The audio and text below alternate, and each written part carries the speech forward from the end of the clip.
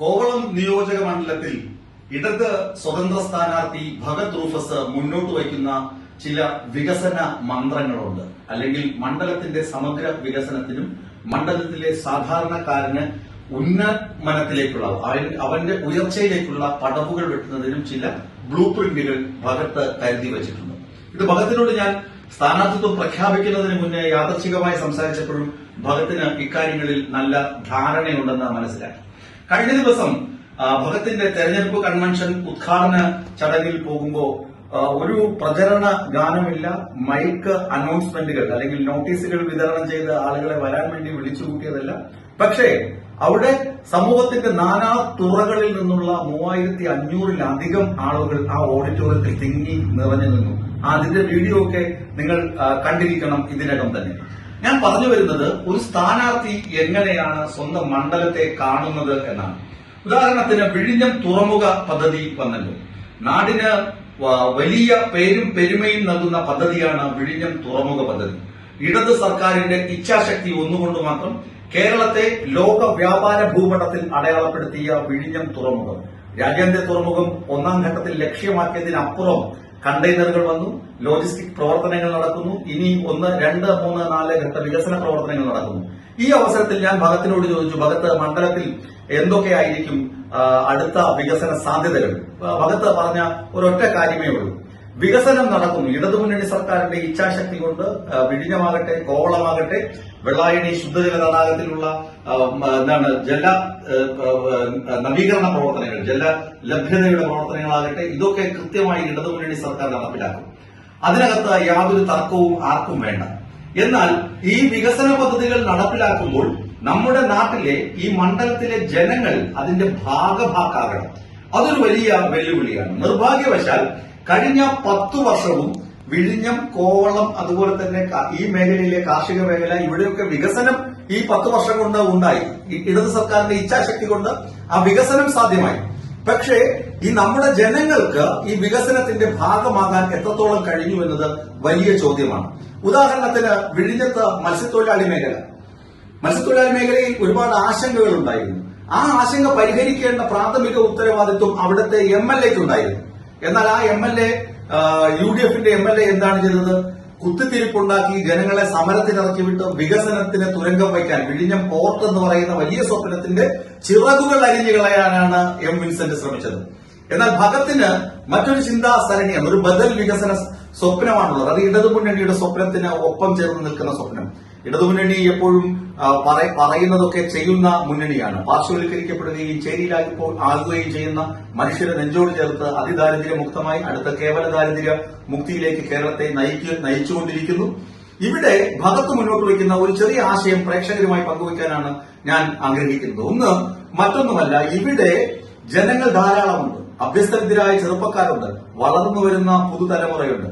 അവരെ വിഴിഞ്ഞം തുറമുഖവുമായി ബന്ധപ്പെട്ട് നിൽക്കുന്ന തൊഴിൽ മേഖലകൾ പരിചയപ്പെടുത്തണം.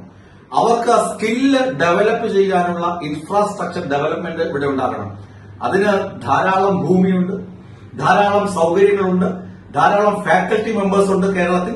അവരെയൊക്കെ പ്രയോജനപ്പെടുത്തിക്കൊണ്ട് ഈ നാട്ടിലെ യുവാക്കളെയും ഈ നാട്ടിലെ അഭ്യസ്തവിദ്യരെയും തൊഴിലന്വേഷകരെയും വരുന്ന തലമുറയിലെയും കുട്ടികളെ പരിശീലിപ്പിച്ച് സ്കില്ല് ഡെവലപ്പ് ചെയ്ത് വിഴിഞ്ഞം തുറമുഖത്തിലെ ഓരോ ചെറുതും വലുതുമായ ജോലി അല്ലെങ്കിൽ ഉത്തരവാദിത്വങ്ങൾ അവരിൽ എത്തുന്ന ഒരു വികസന പ്രവർത്തനം.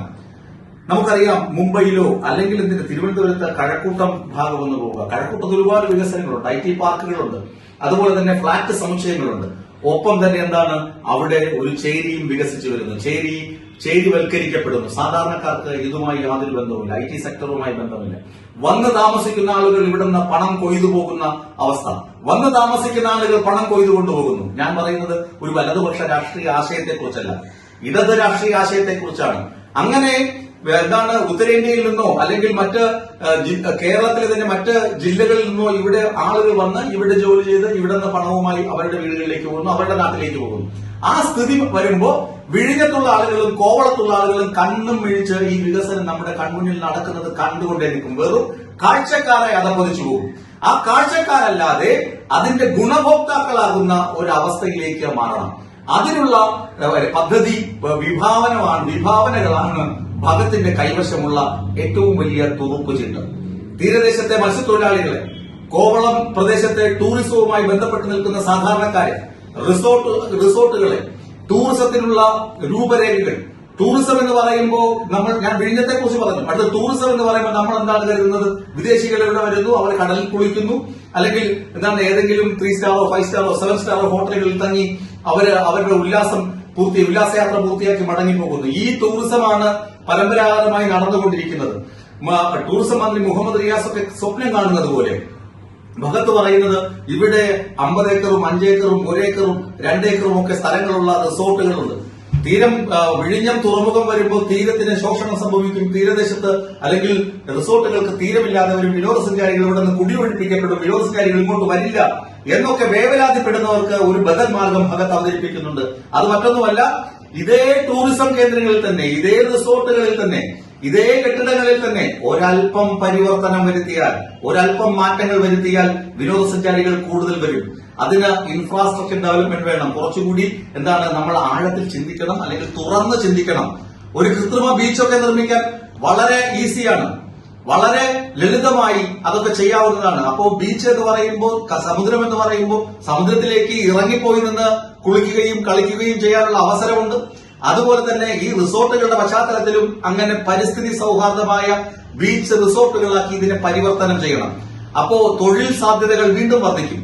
സ്പാ, മസാജ്, അങ്ങനെ തുടങ്ങി ഒരുപാട് കാര്യങ്ങൾ, ബിയർ പാർലറുകൾ, അങ്ങനെ തുടങ്ങി ഒരുപാട് അനുബന്ധ മേഖലകൾ, ഇതൊക്കെ ഈ ഒരേ റിസോർട്ടിനകത്ത് തന്നെ ചെയ്യാൻ കഴിയും. അല്ലാതെ വേവലാതി കൊണ്ട് അയ്യോ ഞങ്ങളെ അല്ലാതെ കുടിയൊഴിപ്പിക്കുന്നേ എന്ന് പറഞ്ഞ് വേവലാതിപ്പെടാതെ അവരെ ഇവിടെ നിലവിലുള്ള സ്ഥലത്ത് തന്നെ അവർക്ക് കൂടുതൽ മികവുറ്റ തരത്തിൽ ടൂറിസം പ്രോജക്ടുകൾ അവതരിപ്പിക്കാൻ ഉള്ള സൗകര്യം ഒരുക്കുക.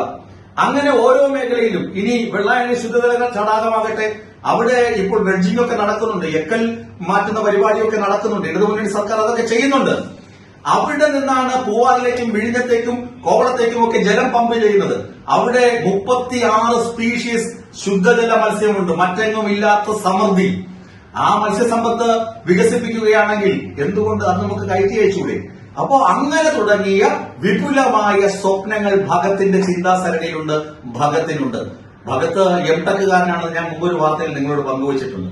അപ്പോ ഇങ്ങനെ കഴിവുകളുള്ള, ഇങ്ങനെ സ്വപ്നങ്ങളുള്ള നമ്മുടെ മുൻ പ്രസിഡന്റ് അബ്ദുൽ കലാം അദ്ദേഹം പറഞ്ഞതുപോലെ സ്വപ്നങ്ങൾക്ക് ചിറക് വെച്ച്, അഗ്നിച്ചിറകുകൾ വെച്ച് പറന്ന് ഉയരുക. അങ്ങനെ സ്വപ്നങ്ങളുള്ള സ്വന്തം നാട്ടിലെ നാട്ടുകാരെ വികസനത്തിന്റെ കാഴ്ചക്കാരല്ലാത്ത അതിന്റെ ഭാഗമാക്കാക്കുന്ന, അതിന്റെ ഗുണഭോക്താക്കളാക്കുന്ന ഒരു വലിയ മന്ത്രം, വലിയ തന്ത്രം, വലിയ വികസന സ്വപ്നം ഭഗത്തിന്റെ കയ്യിലുണ്ട്. അതുകൊണ്ടാണ് ഞാൻ ഈ കോവളം മണ്ഡലത്തിൽ കോൺസെൻട്രേറ്റ് ചെയ്ത് ഭഗത്തിന്റെ വാർത്തകൾ ഇങ്ങനെ നിങ്ങളിൽ എത്തിച്ചുകൊണ്ടിരിക്കുന്നത്. മറ്റൊന്നുമല്ല, ഭഗത്തിന് ഇടതുമുന്നണി സർക്കാരിന്റെ വികസന പദ്ധതികളുമായി നാട്ടിലെ ഓരോ ജനത്തെയും ബന്ധിപ്പിക്കുന്ന തരത്തിലുള്ള വികസന സ്വപ്നം കയ്യിലുണ്ട്.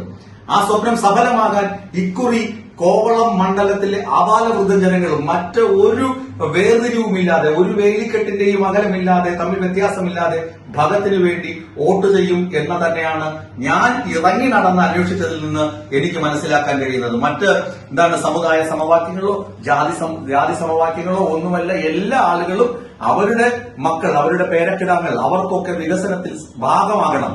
വെറും കാഴ്ചക്കാരായി നിൽക്കാൻ പാടില്ല. അങ്ങനെ അവരുടെ മക്കളെ, അവരുടെ തലമുറയെ കൈപിടിച്ച് ഉയർത്തുവാൻ, കൈപിടിച്ച് മുന്നോട്ട് നയിക്കുവാൻ ആർജവമുള്ള, കഴിവുള്ള, സ്വപ്നങ്ങളുള്ള ഒരാളെയാണ് കോവളം ആവശ്യപ്പെടുന്നത്. ആ ആവശ്യപ്പെടൽ സഫലമാക്കുന്നതാണ് ഇടതുമുന്നണിയുടെ സ്ഥാനാർത്ഥി ഭഗത് റൂപ്പസിന്റെ സ്ഥാനാർത്ഥിത്വം. അതുകൊണ്ട് ഭഗത് റൂപ്പസ് വൻ ഭൂരിപക്ഷത്തിൽ കോവളം മണ്ഡലത്തിൽ വിജയിക്കുമെന്നതിൽ ഒരു തർക്കവും നിലവിലെ സാഹചര്യത്തിൽ നിലവിലില്ല.